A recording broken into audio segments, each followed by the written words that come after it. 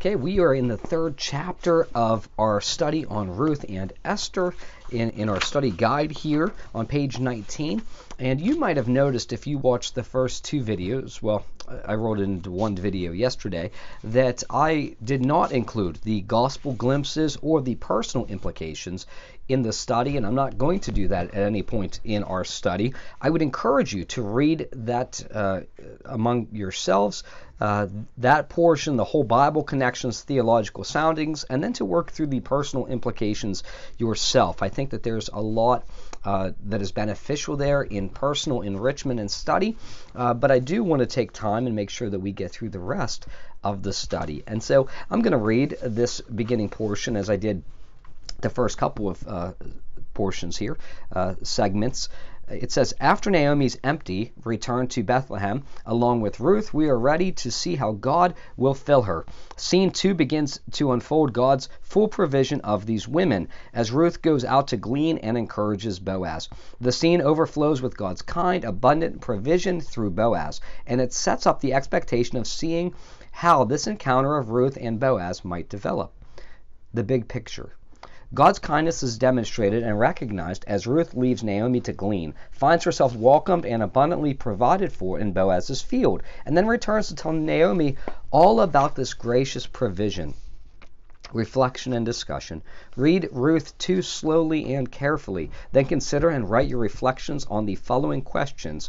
So I would encourage you, as I said in the first video, to take time to read through the Book of Ruth at least once or twice throughout this study, to read it in one sitting. Sit down and read through the whole narrative. It's a short book. I think that would be helpful in putting everything together. Sometimes if we just break up chunks of a narrative, we sort of lose our place. And I don't know about you, but if I go a week and I haven't read something, I return to it and I forget where I'm at. We binge watch TV shows on streaming services, and even though I might have watched an episode or 5 the night before, I still forget where I'm at the next night sometimes. So I would encourage you to do that. It might be helpful. Well, let's go ahead and look at this. I'm not going to read the second chapter today. I would encourage you to do that, but just going to dive into some of these questions and answers. It asks us to consider the ways in which the narrator introduces us to Boaz in the first 4 verses. Why this order of information, and what can we discern about this man? It says, now Naomi had a kinsman of her husband, a man of great wealth, of the family of Elimelech, whose name was Boaz. And Ruth the Moabitess said to Naomi, please let me go to the field and glean among the ears of grain after one in whose sight I may find favor. And she said to her, go, my daughter. So she departed and went and gleaned in the field after the reapers, and she happened to come to the portion of the field belonging to Boaz, who was of the family of Elimelech. Now behold, Boaz came from Bethlehem and said to the reapers, may the Lord be with you. And they said to him, may the Lord bless you. So we find here a few introductory notes about Boaz. First, we find that he is a kinsman of Elimelech. And this, of course, is going to be significant in the redemptive plan that God has put in place for Ruth, for her family. This is going to be ultimately her family. This is going to be a wonderful thing. And so we find that connection right off the bat. And then we find qualities of him. Well, how is he able to serve as a kinsman? What does he have to offer? Well, this portion of land. And he possesses this land because he is very wealthy. In fact, there are many people, it appears, who work in his fields for him. So he has many employees. Or servants. Then we find here that he is a godly man. He enters into the field and he says, may the Lord be with you. And they said, may the Lord bless you, which to the Hebrew here really means one and the same thing. And I preached about that on Sunday. The fact that God being with us is indicative of his blessing, of his protection, things along those lines. And so we find a few characteristics of Boaz right off the bat. We are introduced to this great godly man. The second prompt here. It says Jewish law made provision for the poor, for sojourners, widows, and orphans to gather or glean that was standing in grain that was standing in corners or borders of fields, or that was dropped by reapers as they cut and tied the grain in sheaves.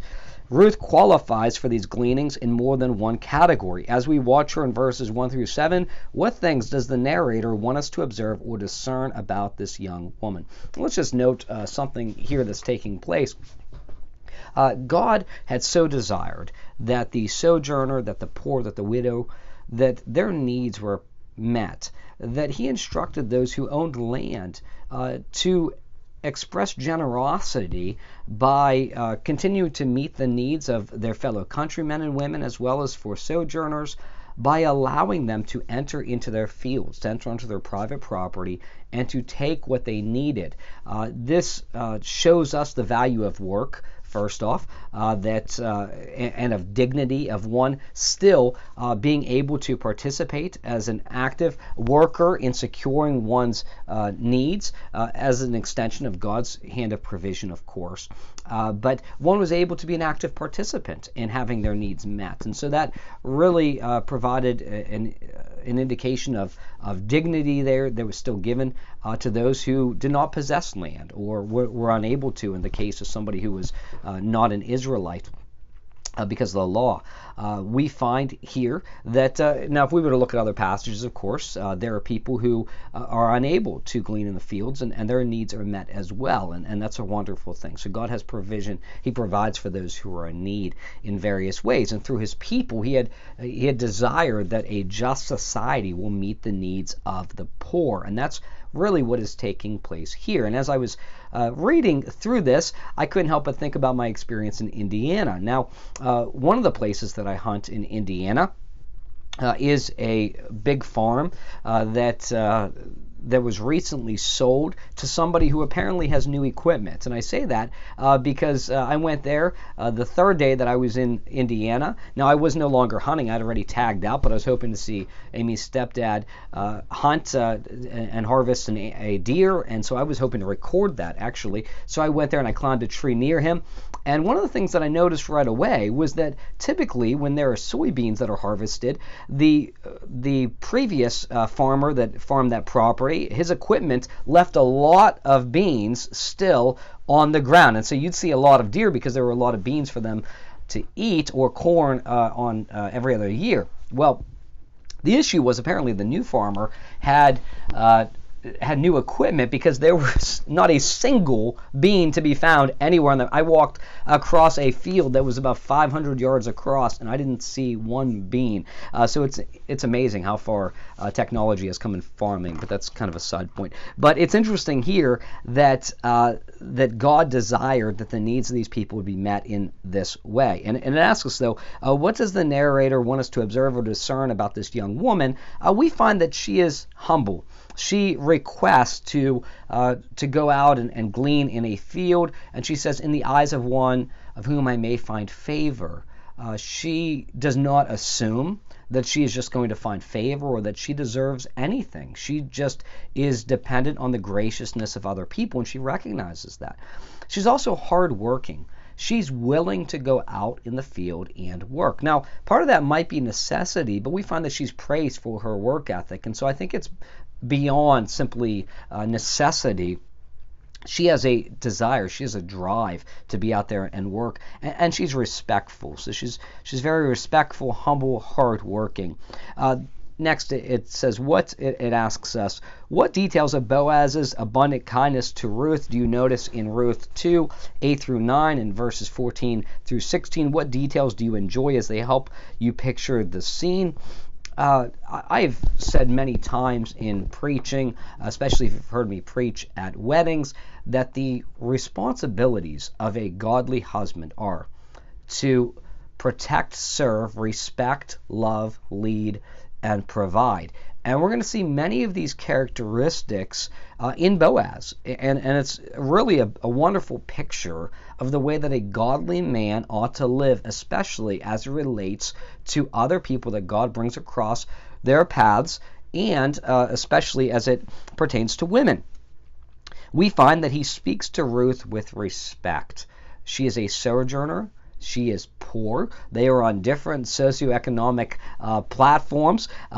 He is an Israelite, a wealthy one at that, who owns a lot of land and has servants.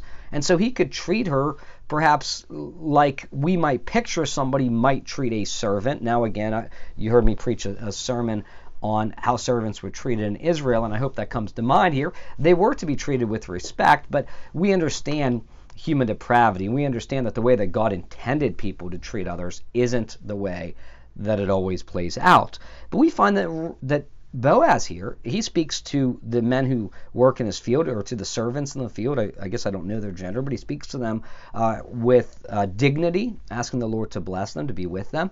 And here he speaks to Ruth with respect, as an equal. And I don't want us to miss that. We find that in his interaction with her and then with the servants in the field, that he is going to set provisions that will protect her, that will provide for her. He will be generous. He asks that even more of the harvest will be left standing, so that she has even more to do, so that her needs can be met, hers and Naomi's. And we find that he is godly. He doesn't rely just on his wealth and say, see, I'm the one who's meeting your needs. You need to praise me for what I'm going to do for you. Don't you see that it's me who's going out of my way? He doesn't have that kind of an attitude, that kind of arrogance. He says, may the Lord reward your work. He recognizes that to the degree that he is able to bless Ruth, it is contingent on God's blessing of him and what God has provided for him. And so he sees himself as a part of God's plan of blessing Ruth. And so he recognizes his unique role, I believe, but he does not point the attention back to himself. And there's a lesson there to be learned for each one of us. We don't have to pretend as though we're not part of God's blessing to other people. We should rejoice in the fact that God has given us unique spiritual gifts and abilities, and perhaps some people might be able to bless people financially more than other people, or maybe you have a special gift or talent or ability you can use to bless other people. And so you should rejoice in that. You don't have to be shy about that.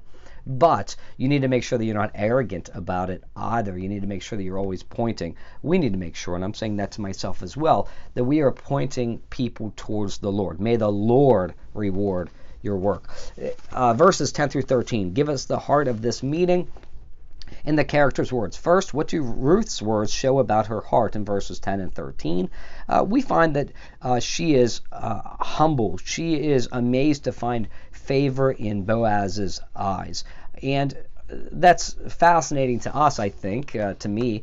There's a book of the Bible named after her, so I'm tempted to just say we, but I'm tempted to just read through, and I almost think of the historical figures in the Bible so often as being sort of self-aware of their greatness, but what makes them great so often is their humility. And Ruth here is just a Moabite woman who has traveled into Israel at a time period where there's a lot of wickedness and people whose names we'll never know.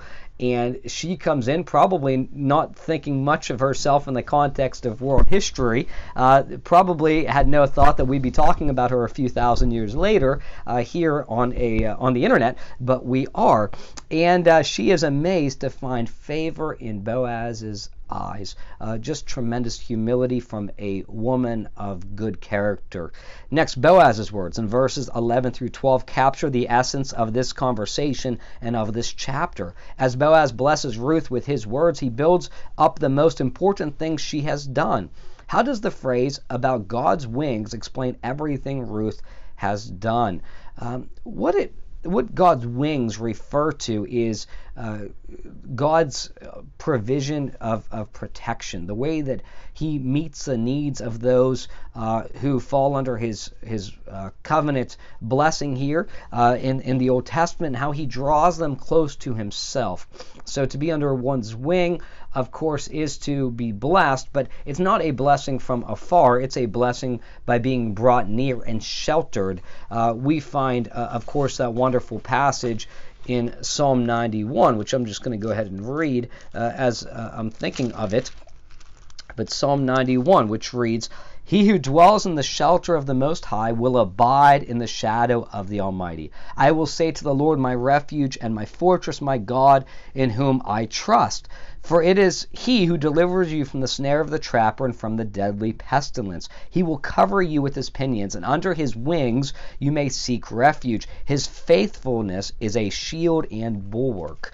And so we find that his wings, this is an allusion to God's protection, but of the personal work that he provides as an expression of his faithfulness. And here we need to find that as being expressed through his covenant faithfulness to the Israelites, and the way that that the other nations around them would be blessed. All nations of the earth would be blessed through the seed of Abraham, consistent with what God promised Abraham in Genesis chapter 12. And because Ruth, as a sojourner, has said, I want your God to be my God, she's worshiping the God of Israel, she falls under that covenant blessing.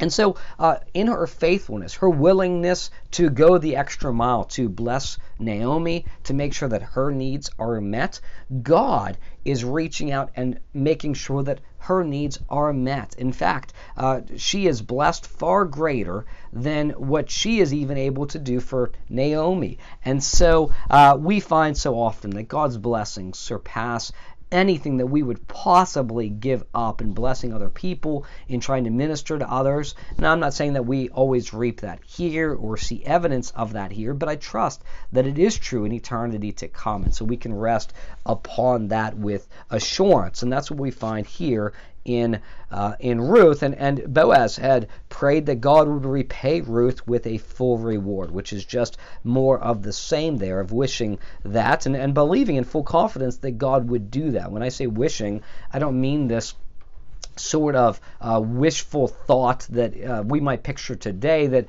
may or may not come to pass. I believe that Boaz, because of his faith in God and what he knows to be true about his character, is assured that this will happen, and so he desires it to be true for Ruth.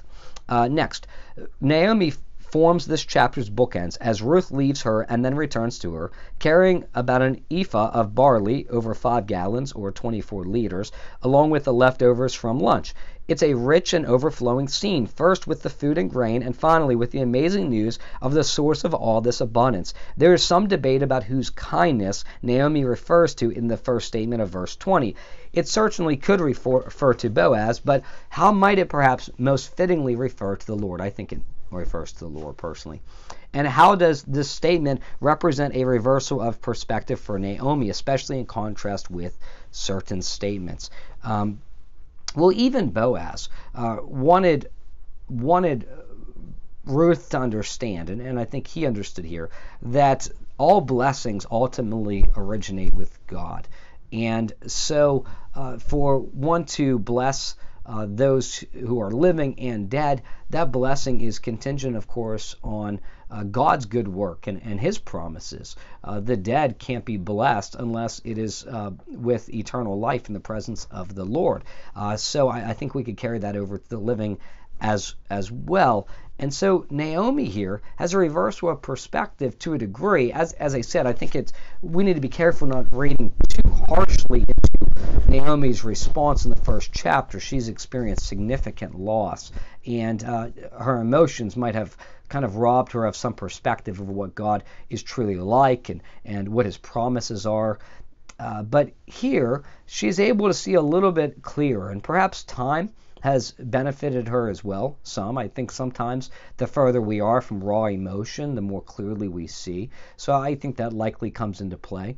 But also, she, as one who is able to step back and now see tangible evidence of God's faithfulness, she begins to see, well, wait a minute. God has not written us off. God really is going to continue to uphold his end of the covenant.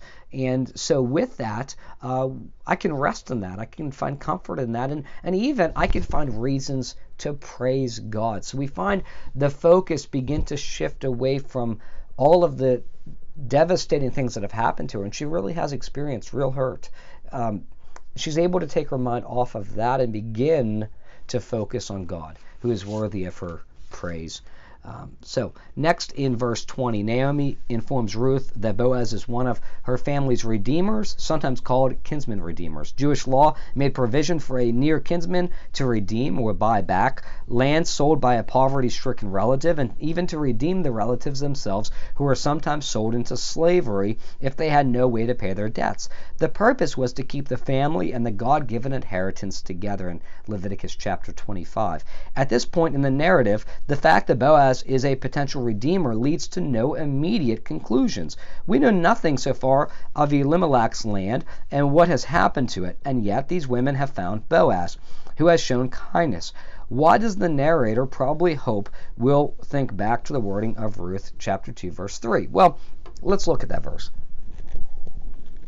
That verse says, "So she departed and went and gleaned in the field after the reapers, and she happened to come to the portion of the field belonging to Boaz, who was of the family of Elimelech." So this was the field that had belonged to Elimelech. It's part of his family field. So to have something bought back, to have it redeemed, it would have to be in one's family in the first place, and we find that it's that very land that Ruth happens to stumble upon. Of course, when I say stumble, I believe it to be sovereignly appointed to be so, and so I don't mean that by accident, but she does end up on this property. It says, "The Lord's kindness never fails." Naomi thought it had. What various factors contributing to her her opening her eyes? What can we learn from this, both as we need to see clearly and as we help others see clearly the kind of providence of God always at work? We find that, and this is the last question I'll address here in our video, we find that she recognizes that Ruth has gone to the land that belonged to Elimelech, that God had sent Boaz across her path, that Boaz had treated her with dignity, with respect. He had acted in accordance with covenant faithfulness. He was a man of character, a man who held fast to the law of God as in his treatment, it appears, of his servants as well as of the sojourner. He's a man of generosity. And so when anybody is generous towards us, when anybody lives out their faith in front of us, I think we find that incredibly encouraging and even challenging. We begin to ask, well, am I serving the Lord to the degree that I ought to be? Am I as faithful? Am I using the talents, the abilities I have to give God glory? And we see that God is at work all around us, and we know that He is, but it's important sometimes that we step back and we take an inventory of those things. And that's one of the great joys of this upcoming holiday, Thanksgiving. Because we step back, you should. I encourage you. And I know this year is unique with family traditions and things, but whether it's over the phone, over Zoom, or whatever it looks like with your time with family, step back and ask everybody to list out what they are grateful for. Because we need to do that periodically, not just on Thanksgiving, but throughout the year. Because when we do that, we begin to see, you know what, even in a year that's been challenging, I know this year has been uniquely challenging for some, we can step back and we could say, well, even in the midst of this, God has richly blessed me. He's continued to provide for me. He's continued to encourage me. He's continued to send other people across my path that are encouragement to my faith as well. And so we need to do that, because when we do, again, our focus, our perspective shifts from our situation, even our trials and tribulations, unto God, and we begin to find more reasons to give Him praise. And when we give Him more praise, we find real joy and we find real purpose. And so for that, we give God praise as well. So next week, I look forward to us diving into the 4th chapter. That will be recorded on Wednesday of next week and will be posted then. Like I said yesterday, and I don't know if you had a chance to watch that, but this video aired today because of the Thanksgiving holiday kind of pushed the schedule around. But I look forward to sharing that on Wednesdays each week upcoming. May the Lord bless you and have a happy Thanksgiving.